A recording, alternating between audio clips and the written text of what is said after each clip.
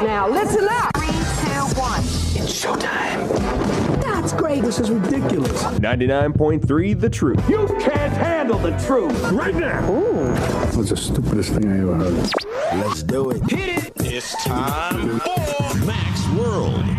And here we go. Everybody, let's get it started. Let's get it started in here. Call Mac 244-0077 or text 809-0993. It's showtime, everybody. Showtime. Exclusively on 99.3 The Truth. It's 7 minutes after 4 o'clock on the 21st day of November in the Lord's year 2016. I'm J. Michael McCoy. Welcome back to the second hour of the broadcast today. For those of you that enjoyed that last hour, Heather and Heaven, and hopefully also Jared, will return to our studios in 2 weeks on the 9th of December. If you'd like to join us that day in studio or on the phone, let me know. We'd be glad to have you. And we appreciate them coming in. And Frank, I thank you for being cordial and I tried. mostly polite. Mostly. Yeah, you did good. You did good. Mac, Yes. has anybody talked about... That's one hot microphone. Thanks. Yeah. Has anybody talked about your shirt yet? It's radio. It looks like Grandma's curtains. Right. Grandma's Thank you, curtains. Don. It looks like in Florida, Boca Raton, 1953. Seriously? Yes. That's what it looks like. Nailed it. Everybody listening now sees your shirt. It is not the usual black. No, it's not. But It's like, what is that? Is that a blue? That's not blue. That's not green. Turquoise. That's like know. a turquoise and Every cream time I would striped call it shirt. mint green. Mint green and cream It stripes. looks like curtains. It looks like curtains with vertical stripes of mint green and cream. every time I don't wear a black shirt, you people are amazed. We just didn't know you had any other clothes. Well, you know why, right? You didn't do your laundry. No. Man, you had the whole weekend He's even. gotten skinny. Yeah, I've That's lost true. 47 That's true. pounds. And Clothes so don't I'm fit now you anymore. fitting into clothes that are literally 25 years old. That's got to be kind of fun, though. It would is. be cool if I had clothes from when I weighed less than I do now, which I don't. Just don't tempt him into dragging out the leisure suit. Oh, yeah. I've seen those. or my country shirts. Back from the 80s when country went crazy. Yeah. And everybody had their own shirts. I love Garth those. Brooks and Brooks and Dunn and Reba Oh, McEntire. man. Oh, I've So got were you a closet. rhinestone cowboy? No. Did you have those kind big of. bell bottoms like Glenn Campbell or something? No, I usually wore boot cut. I'm a rhinestone cowboy. That's Boom, boom. Out on the range in a star-spangled rodeo. Oh, All that's right. beautiful. That's beautiful. I felt like Glenn was with us. Okay. How quickly we got off the topic that we were going to discuss. I just wanted everybody to feel better. That was really an intense first hour. Yeah. So I just thought we could all just laugh and feel good, and It was a good hour. It is interesting to hear how people who think differently than we do create that pattern of thought. It's crazy, man. It takes all kinds of people. Sin just affects all of us in a different way. The only argument I have against that whole discussion was when you start dragging 8 and 9-year-olds into it, that like they've got a thought on their own that hasn't been propagandized into their little head by somebody. I mean, these 8 and 9-year-olds that are coming up, oh, I'm scared to death of Trump. That's coming from somewhere, and it's not coming from the TV. It's coming from their parents. It's coming from what's being discussed at the kitchen table. Well, and it's coming from our government schools. Absolutely. They're no longer called public schools. They're government schools. They're government-controlled schools. Your producer, Jeb, asked me a great question just before I came in. Jeb said, how old is your daughter? And I said, my daughter's 8. And he asked me if my daughter's crying because Donald Trump is president. And I said, no. You know why? because she recognizes that she's made in the image of God and here to glorify God forever. And it doesn't really matter who's in the White House. My daughter continues to live as a child of God, regardless of who's up there. But what is she? So she's not in panic. What has she heard about Donald Trump, though? She hasn't heard anything because it really doesn't affect her life. It didn't affect her. Well, actually, President Barack Obama's administration did affect her life because her daddy made less money. But she's a pretty perceptive 8-year-old. Did she pick up on things that scared her in the media? If we would have abused her and forced her to watch such things, yeah, she probably would have been scared because the media did a good job of stirring up fears in people. Yeah, that's exactly what it did. But anyway, we've gotten way off topic, Mac. Thank you so much for letting me sit in front of a microphone. I'll shut up now. All right, I want to introduce Don DeWay, and Don's got a very special guest on the phone. Don, I do, in fact, and someone that I've known and respected for a long time, Jim Jackson, and he has a ministry in the Twin Cities and actually all around the country called Connected Families. And so I have children that are 15, 14, and 11. I know some of us sitting here, likewise. And, it's increasingly difficult to make connections with children because we do live in a very complex world, right? It's tough out there. And there's a lot of influences on children and adolescents that are kind of hard for us to really comprehend. Where's this coming from? And consequently, where are they coming from? So, I met Jim Jackson at a conference in Northwest Iowa, the Okoboji Bible Conference, actually, and was immediately struck by the fact that he had very keen insights into children and how to connect with children and communicate with them more effectively. And it was a very simple process that we took back and used it immediately. And I could see results, and I still use it today. So, Jim, we want to welcome you to Webcast One Live. Hey, it's great to be with you all. I'm a little worried about how I'm dressed. I don't have to describe that for anybody, do I? You're welcome to, Jim. I mean, we would be curious. Yeah, I think I am curious. He has it's Minnesota flannel and a sweatsuit. How's that? There you go. All right. Jim, give me the website, would you? Our website is connectedfamilies.org. Okay. And we've been working for quite a number of years in the trenches in various ways, my wife and me, and now a growing team with kids, with families, with parents. I actually worked for over a decade in a ministry organization up here in the cities area, working specifically to target high-risk kids that were not churched, largely. And as I did that work, more and more of the kids, sadly, were coming to us from families in the church, kids struggling, families struggling. My wife was working in the occupational therapy field, working with kids whose nervous systems were kind of off the rails. And, the two of us put our heads together back in the late 90s and fashioned a way of thinking about our task as parents that was helpful to parents of all kinds, parents of those kids who were coming to us in both of our settings. And the Lord used really the testimony of changed families to compel us to leave what we were doing and start this ministry called Connected Families in 2002. And that framework that Don talked about is actually a piece I put in front of a guy back in the late 90s, a venture capital friend of mine, and you all might remember the book called Good to Great. Yes. Yeah. By Jim Collins, and they talked about this thing called the hedgehog factor, that combination of what you're most passionate about, what you do best, and what can generate an economy for you. And he'd been in one of our parent courses, and he said, Jim, you don't even have to think about that. That picture that you showed us in that class, that's your hedgehog factor right there. And he pledged some money, and some others did, and we launched this little nonprofit in 2002 called Connected Families. We've since grown to an organization of 2 different departments, one that serves high-risk families of the most challenged sort, families in the child welfare world, and then we partner with the church to inspire and equip parents to embody God's grace and truth for their kids in compelling ways. I mean, that's what we're deeply passionate about. We show up every day to do that. We're talking with parents in the trenches, out of the churches, every day, multiple times each day, and the things God taught us continue to bear fruit, so we just keep being faithful to do what we can. Our guest is Jim Jackson. He and his wife, Lynn, have a ministry called ConnectedFamilies.org. All right. And Jim, I've always been struck with the simplicity of what you offer because, it's very difficult to embrace a whole new way of life. And I think you've been able to distill this down to some very key points. But before I get to that, you had shared with me a statistic one time about the number of books on parenting that are written in any given year, or what was that number? It was astonishing.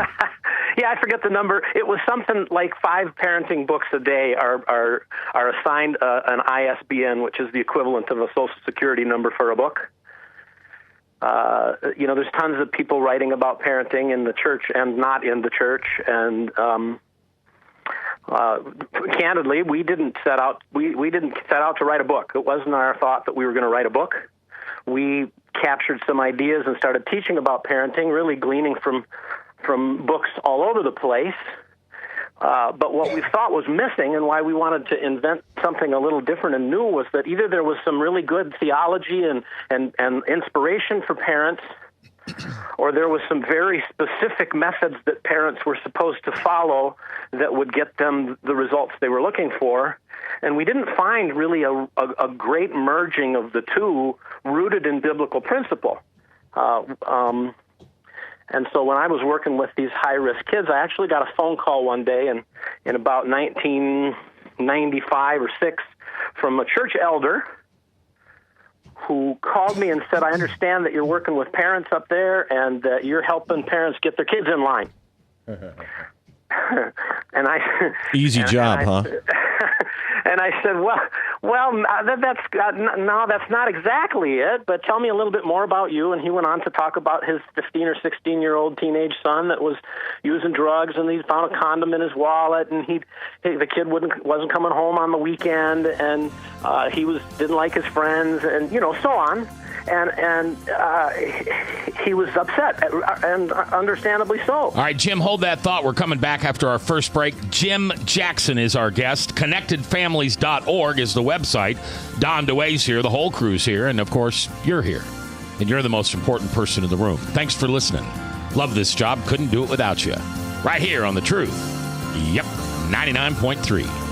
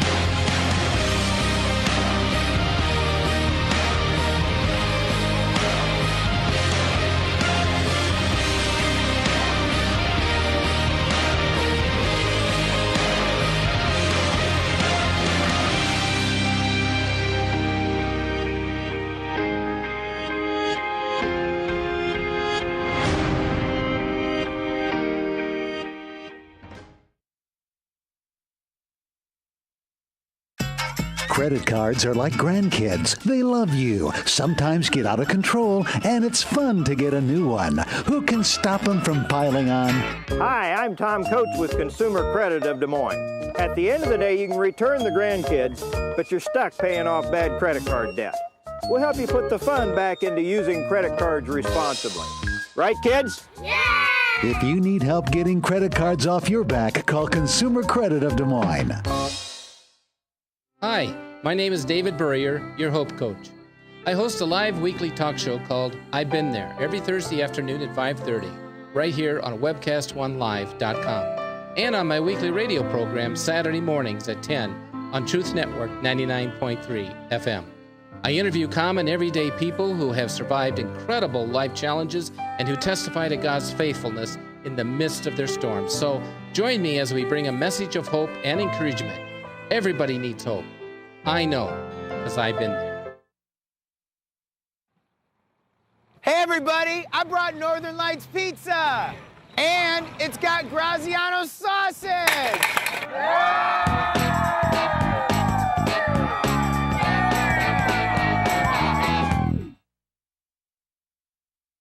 Rock and Prevention is celebrating 25 years of creating a caring community. We want to say thank you to the tens of thousands of Rock High School mentors that have carried our message of health, love, and encouragement to over 1.5 million children, teachers, and parents. Our mentors teach children methods and skills to prevent bullying and drug use. Thank you to all the school administrators, teachers, and counselors for their opportunity to serve you. Rock on, fair citizens. Rock on. This is Pat McManus for Rock and Prevention, the Richard O. Jacobson Foundation, and this station. From the RE/MAX Real Estate Concept Studios, this is Webcast One Live. From the RE/MAX Real Estate Concept Studios, this is Webcast One Live. 21 minutes after 4 o'clock, 4:21 in the afternoon. J. Michael McCoy here live in Max World Live on 99.3 FM and also powered by webcastonelive.com. My special guest today is Jim Jackson, and Jim and his wife Lynn have a ministry in Minneapolis called Connected Families, and you can find out more information on that at connectedfamilies.org. And I know, Don, you've got several questions for Jim. Well, I do, and I mean, I've experienced what he does, and as I mentioned, I think it's in its simplicity, it's genius. So it is. Don, you're so kind to me. Well, and I appreciate that. And truthfully, we were aiming for simple when we started putting together this idea. And the reason for that, but candidly, is I'm not the smartest guy on the block. I mean, as somebody who'd gone to a bunch of different parenting things and had people kind of talk over my head about this and that and the other thing, I was working with high-risk kids, and I was telling this story about a dad who called whose kid, a church elder whose kid was getting in all kinds of trouble. And the dad was laying down the law and being the parent and using the method that he'd been taught in the certain book at church that they'd had, and it wasn't getting him where he wanted to go. Yeah. And as I started working with parents of high-risk kids, like I said, more of whom were coming from the church, they weren't getting where they wanted to go. These parents had great intentions. They wanted their kids to know right from wrong. They wanted their kids to be responsible. They wanted their kids to learn to listen. They wanted their kids to clean up their chores. They wanted their kids, so on and so on and so forth, right? And they were getting lots of different complicated answers from lots of different places, and they were coming to me because none of that stuff was helping them. How can parents who have such good intentions get it so wrong so often? Well, I think here's where we saw something in our work with other people's kids, and I was a parent of youngsters at the time, and I started to recognize this in myself. We go after right behavior, and we judge how a kid is doing based on how he's behaving.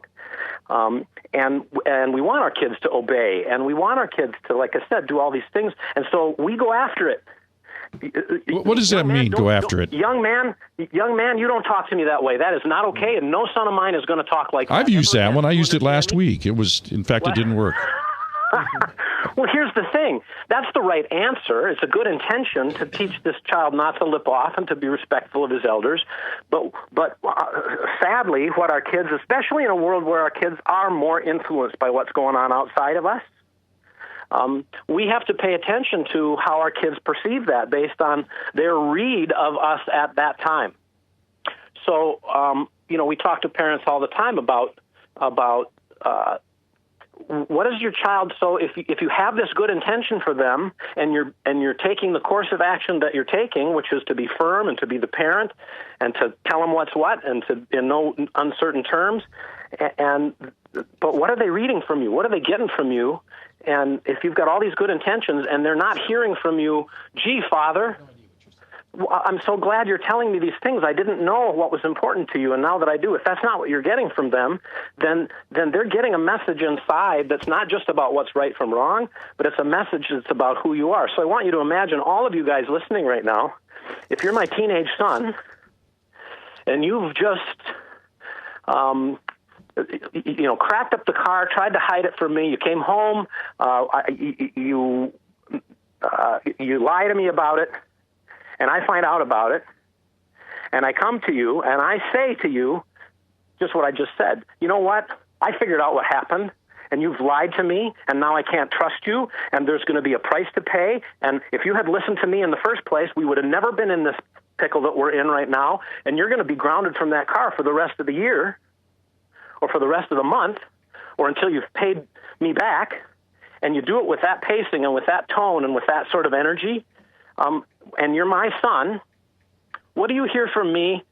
Not about behavior, about what behavior I expect from you, but what do you hear from me inside of you about who you are? What message are you getting from me based on my tone of voice? I'm a bad based person. on my pacing? I'm not loved. They nobody understands me. You're unloved. You're misunderstood. I'm just not a good person at that point. You're not a good person. You can't get it right. Yeah. So what's the right approach if you use that scenario? What would you say as an alternative to that? Well, before I get to that, I think it's because that's what parents want to know. Well, what should I do? What should I do then? What should I do? Well, if there is a gap between your good intentions and the messages that you want to be teaching your child, the behaviors, the values that you want them to be learning from you, if there's a disconnect between that and the messages that they're getting from you, first of all, you can't assume it. You gotta ask them. You gotta find out, like, what messages are you getting from me? And what we find is that most of the time, parents acknowledge, either just because they know or because they actually talk to their teens about it or their younger kids. I'm not sending the message about my child to them that I want them to believe about themselves. So before I go to the question, what should I do about that? I think it's important for us to think about, well, if they're getting all these negative messages from me based on the action that I'm taking, what messages do I want them to be getting from me, and what actions might I take to communicate those messages? So I loved one of the fellows at the beginning here talked about how my child isn't so affected by all this stuff that's going on because he or she knows she's a child of the King, she's a child of the Most High God. So there's some intentionality there. There's a parent who, in my way of thinking, has made a goal out of something more than his child's behavior, but has made a goal out of making sure that child is growing up in the beliefs about him or herself. They're going to carry them well into this crazy world. So we've got, as parents, if we're going to do this well and impart not just good behavior to our kids, but a set of deeply grounded, biblically grounded messages of identity coming right out of God's Word, we've got to be thoughtful about, well, what are those messages that I want my child to receive, and what am I doing? How does the strategy that I'm using communicate those messages? And so, there's a big gap between what most parents would say is my intentions and the messages my kids are getting, and so in that gap is a lack of intentionality of, well, what messages do I want them to have? So what's the foundation of that? What's the foundation of what exactly? Well, for the process that you have developed, what is the foundation? Where does Well, the foundation is God's Word. And it's, everybody reads God's Word and interprets it. Our interpretation of God's Word tells us, has informed us, we need to go after more than just behavior. Pharisees were well behaved and poorly believed. All right, we are talking with Jim Jackson today. He and his wife, Lynn, have a ministry called ConnectedFamilies.org. Frank? Jim, the biggest thing I find, and I've made mistakes in my own life, is validating your child and giving them a sense of belonging that where their identity is. Because kids go through so many identity crises now. Yep. If they don't have one, they're told there's something wrong with them. They should have one. And so if you don't fill this void in your child's life of who they belong to, what purpose they have in this life, there's a number of sources out there that's going to give them an identity whether they want it or not. How do you fight that? And how do you make sure that your child has an identity in Christ, in your family, whatever you need to make important? So I love the question, and it really it's a different way of asking, I think, what Don was getting at here. The foundation for us as parents was, and now what we teach parents is, be intentional about the you are messages you're communicating to your child, and let's narrow it to 4 principles and 4 actions that parents can think about. The 4 principles, and there's a copy of this on our website on our About page, and you can learn more about it. But it's essentially a foundation that's called a parent's foundation.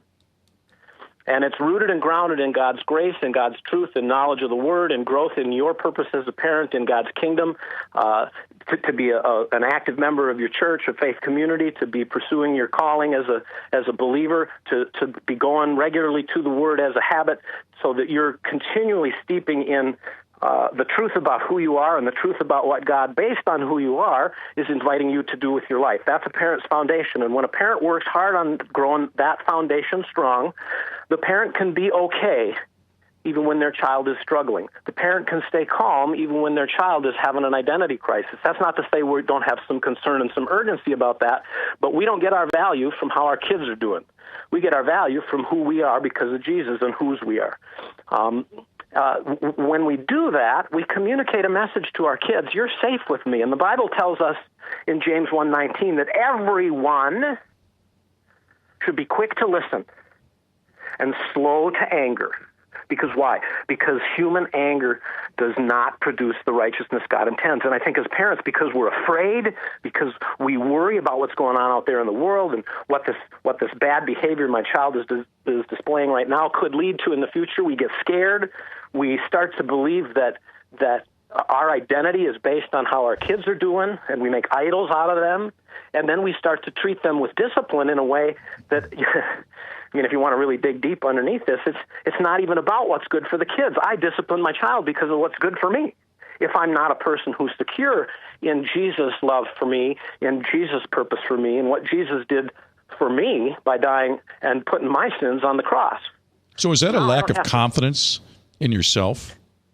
A lack of confidence? Well, Yeah.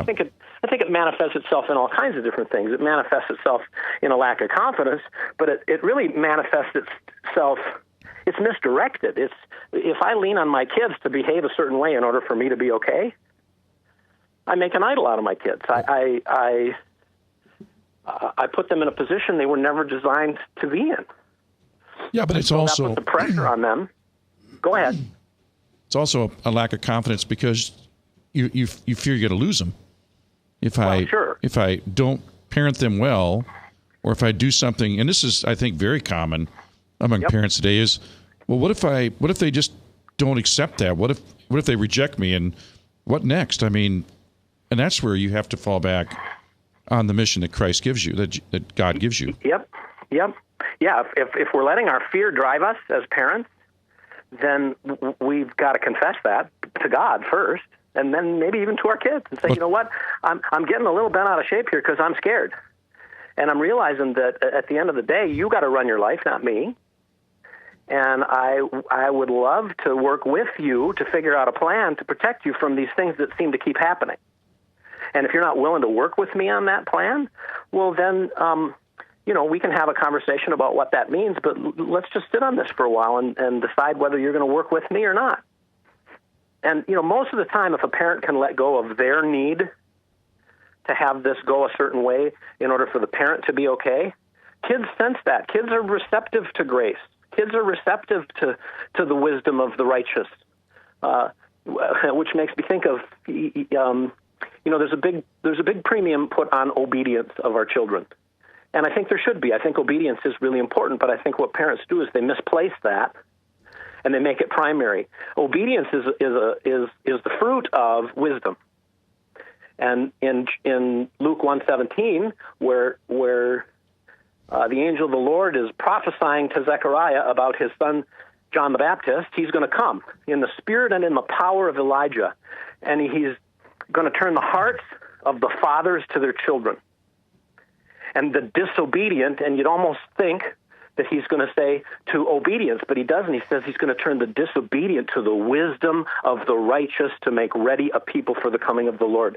And as I see it, as Lynn and I talk about this with parents all over the place, we suggest that that's a parent's primary job, is to turn our hearts to our kids, to be for them, not against them, to have a vision for their lives, that they're called, that they're capable, that they're God's workmanship, created to be in Christ and to do the good works that God prepared in advance, that they would walk in them. Jim, hang on. We're coming back. It's Jim Jackson with ConnectedFamilies.org with Don DeWay live here on the Truth. Northern Lights Pizza's amazing garlic butter makes amazing breadsticks. Now available in 12-ounce bottles at Northern Lights, Hy-Vee, and Graziano's. Northern Lights Pizza. I'm Brian Leach, owner of Service Legends, and my position is Chief Talent Officer. I'm Nicholas Wonderscheid. I am Bernie Hobbs, And I'm the Service Manager. Marketing Director and Client Relations Manager. Everything that we do is about ensuring that we exceed your expectations. Our clients are important to us. 100% satisfaction. We're not just focused on heating and cooling. That's the easiest part of our job, actually, is fixing furnaces and air conditioners. Everyone that we come in touch with, we want to improve lives. Bottom line is, we've got our installation guarantees, 25% energy savings guarantee, comfort guarantee, temperature selection guarantee, property protection guarantee. 100% satisfaction guaranteed. Fixed rate or it's free. All of those guarantees are backed up with a 100% money back guarantee to hold ourselves accountable to making sure that you get what you're after. Just fixing the problem today. If they have another problem 5 days down the road, it's still fixed rate or it's free. We use what's called straightforward pricing. Our technicians are going to give you an exact to-the-penny price on what it's going to take before they move forward with any repair. That way you know what to expect. It's the same price every day. No surprises.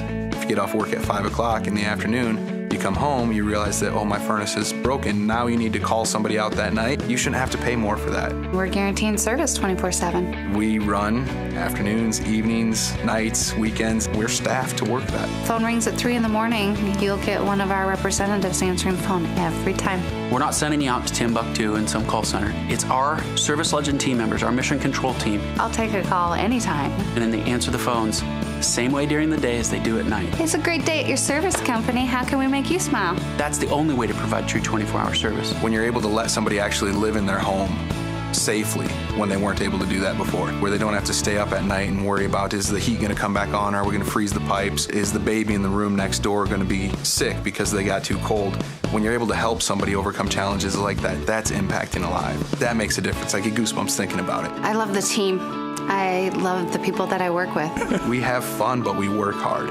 I call them my ambassadors of legendary service. If you could just envision what that is, that's who we're sending to your home. They literally will call in, pick up the phone and call and say, hey, I want to talk to your manager. And I get on the phone, they're like, that technician that was at my house was the greatest technician ever. That's cool to me. We want to brighten people's days. Every person that we have going into the house has gone through an extensive background check. Drug testing, we have a very thorough interview process that 1 out of 140 people make it through. If we promise you something, that's what you're going to get, no matter what. We're here when you need us to protect the safety and comfort of your family. If you're not happy, we're going to make it right. If we're willing to put 100% money back guarantee on what we do, what type of work do you think we do? Give us a call. We're there for you 24/7, 365 days a year. Enough said. From the RE/MAX Real Estate Concept Studios, this is Webcast One Live.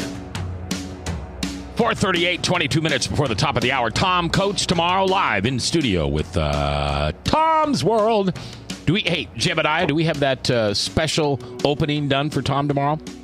You'll have it done, though, right? Maybe. Yes.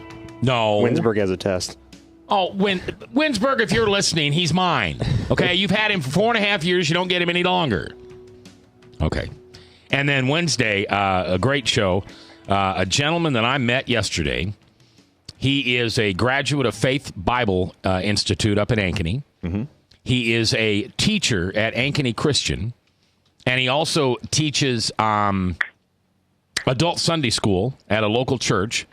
And he has radio. He loves radio. His name is Joel, and he's going to come on, and we're just going to kind of do Ask the Pastor and some stuff like that. And then in the second hour, my favorite pastor and yours too, Luke Tim from Living Faith, will be on. And I haven't figured out what we're going to talk about yet, but I'm maybe you could give me a suggestion. Idols. Idols? Idol worship in America. That's interesting. Jim liked it. What do we make idols of anyway here? Yeah.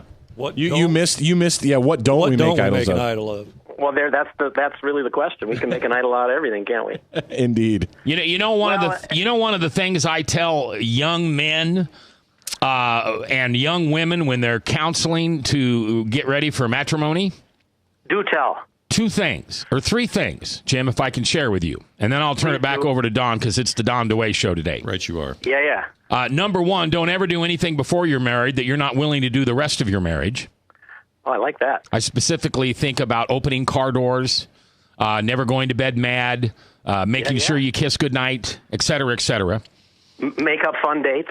Yes. Number two is don't ever give your heart to your spouse.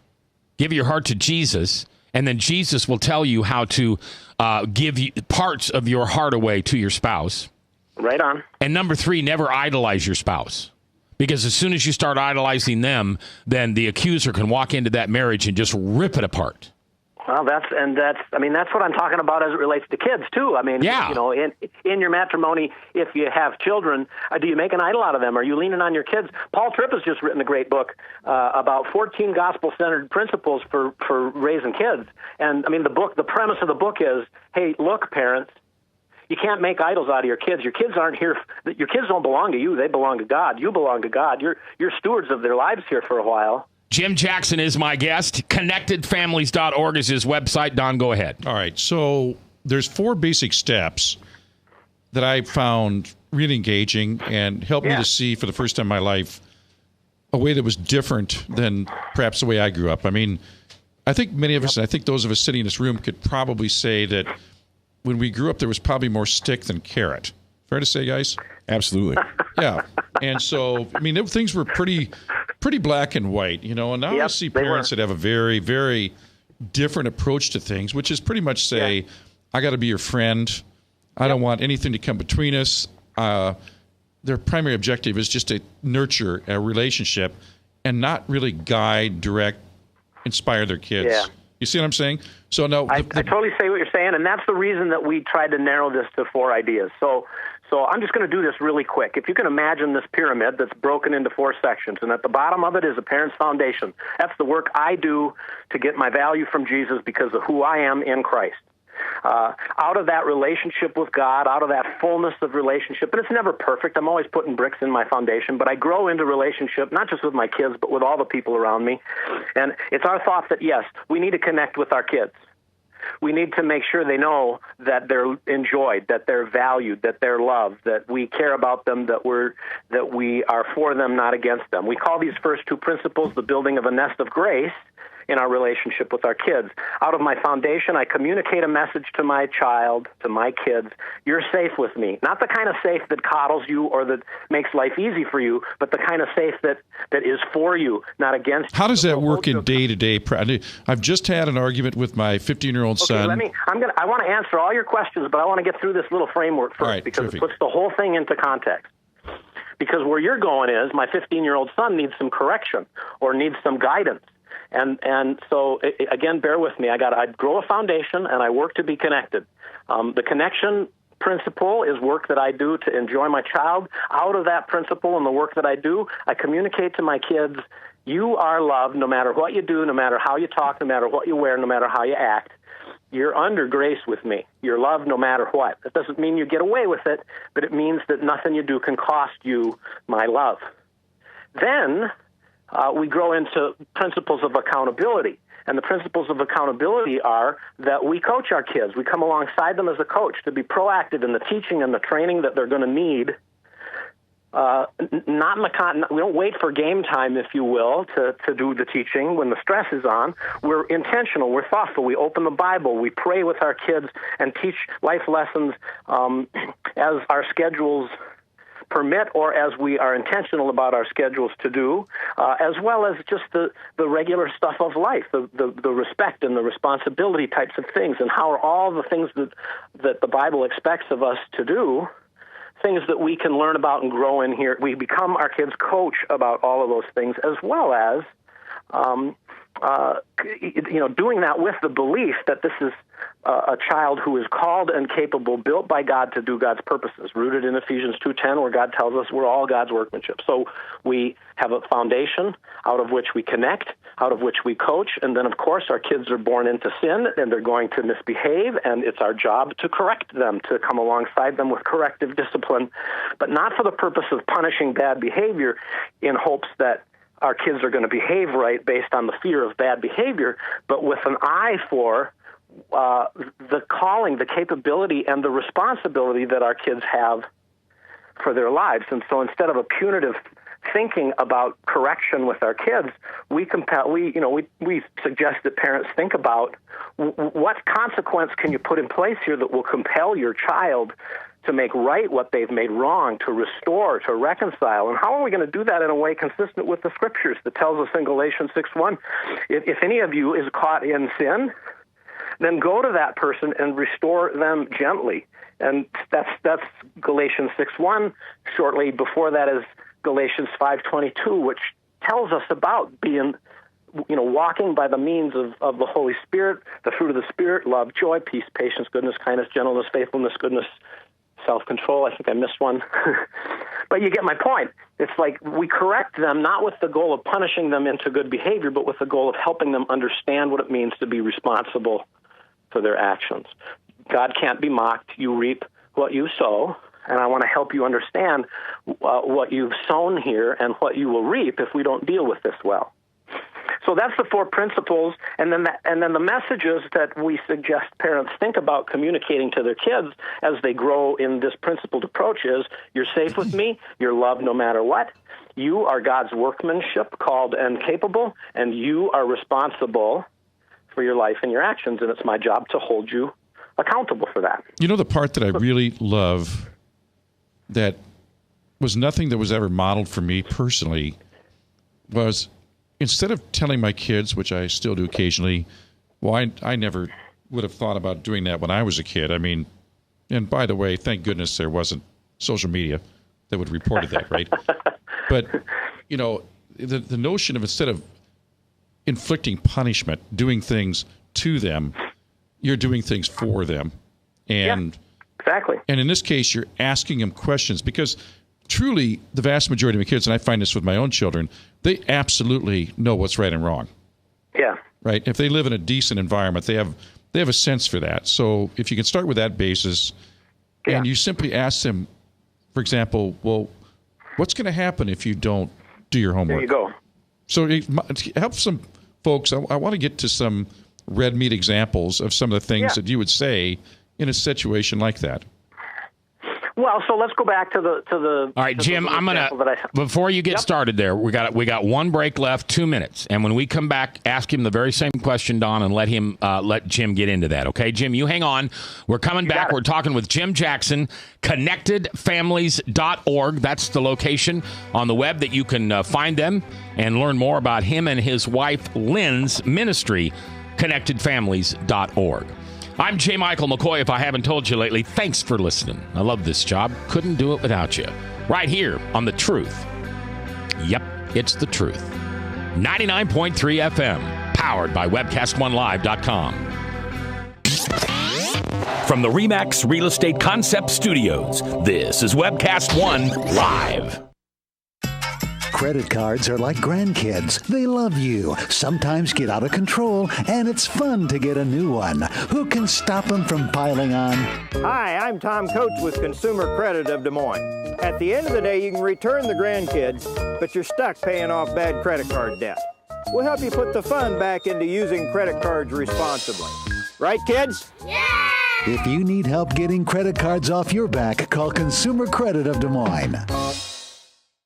Rockton Prevention is celebrating 25 years of creating a caring community. We want to say thank you to the tens of thousands of Rock High School mentors that have carried our message of health, love, and encouragement to over 1.5 million children, teachers, and parents. Our mentors teach children methods and skills to prevent bullying and drug use. Thank you to all the school administrators, teachers, and counselors for their opportunity to serve you. Rock on, fair citizens. Rock on. This is Pat McManus for Rockton Prevention, the Richard O. Jacobson Foundation, and this station. Northern Lights Pizza, your home of the tasty crust.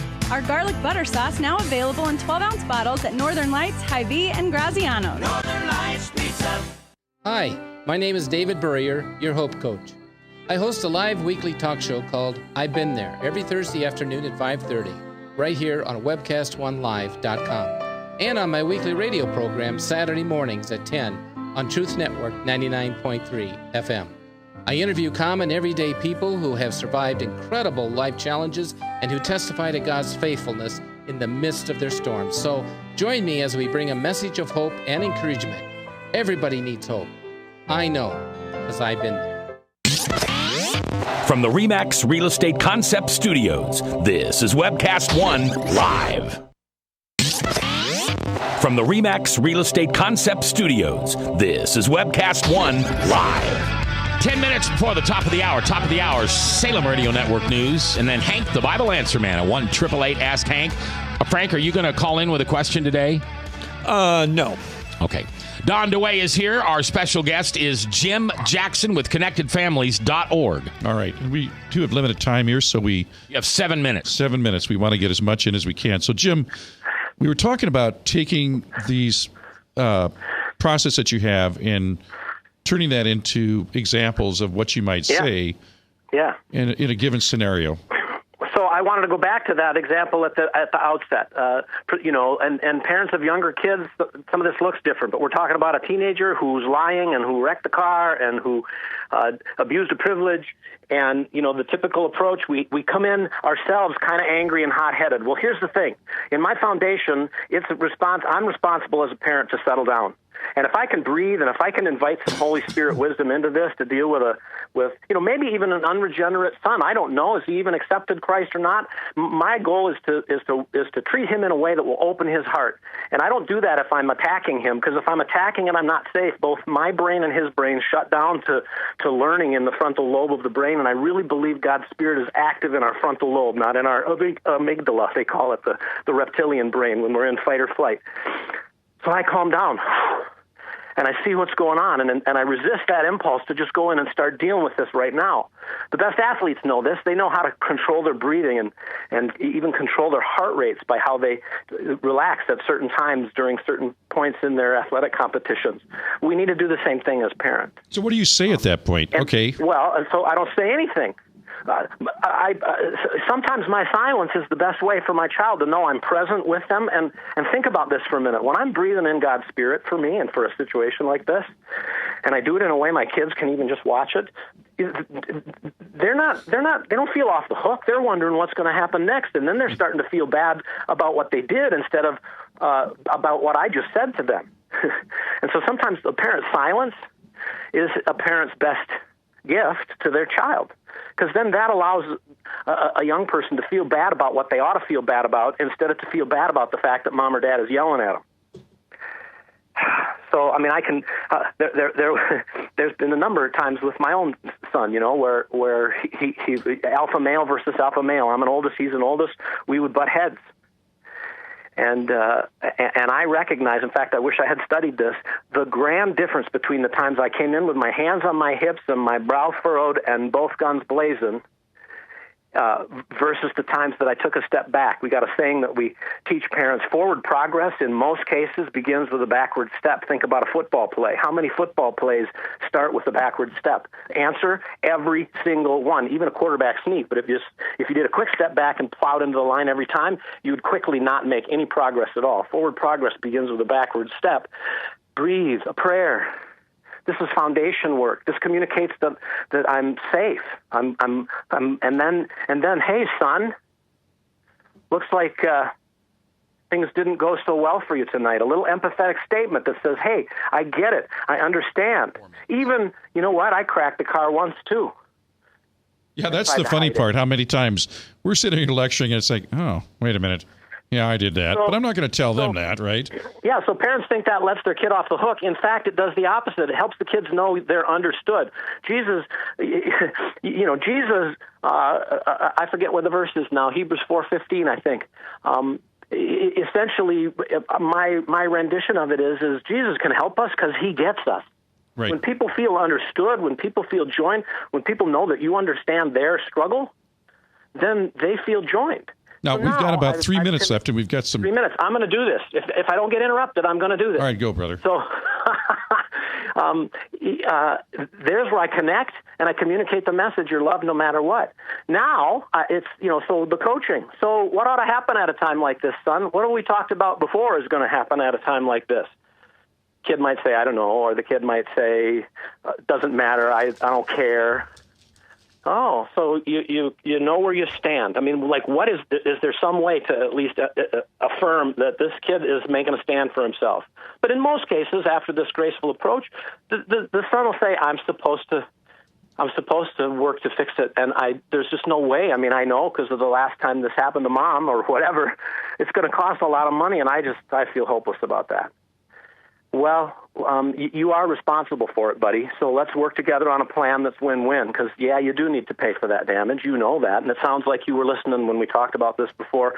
I congratulate that. So now let's work together on a plan. What are your ideas about how you can take responsibility for the cracked car and take responsibility for the fact that you lost a little trust by lying to us about it at first? How do you want to do that, friend? Because I'm here to help you know I'm for you. I want you to learn these things. And as a child of God, gifted to do the stuff that he built you in advance to do, it's my job to help you take responsibility for this.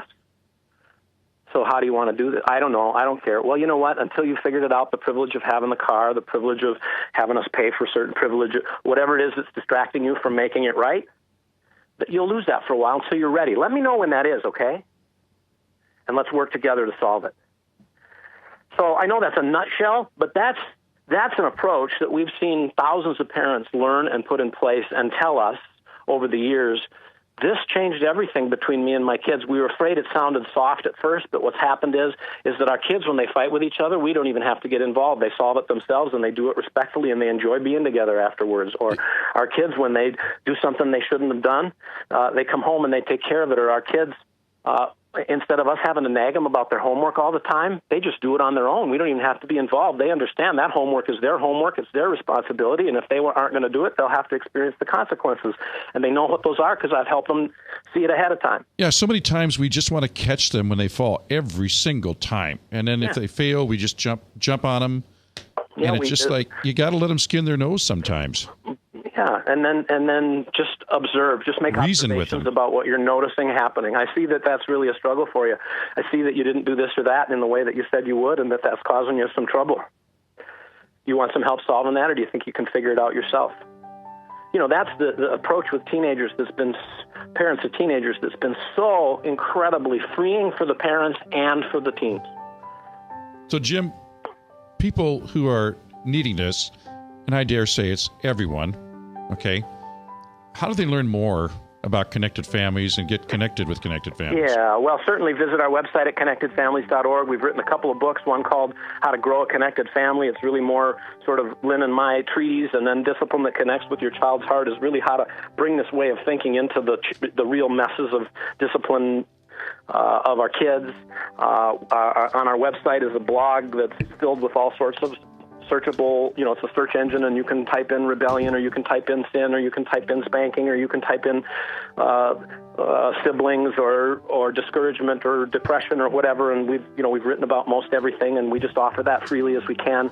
We do offer parent coaching for those who are interested, where we take parents through this four-layered pyramid and just help them kind of apply that uniquely to their family. And parents have loved that, and we built some online courses that we're inviting people to look into, and we've sold those now to 15 or 1,600 families, and just talked to somebody today. It was like, man, that online course has changed everything about Jim, it's been a pleasure to have you on today. Thank you very much. We're running out of time here. Jim Jackson and his wife, Lynn, connectedfamilies.org. Check them out. As always, at the end of the show, I remind you to get rid of those resentments that you carry. They're people living rent-free in your head. Because remember, as you forgive others, that's how God will forgive you. I'll see you at church.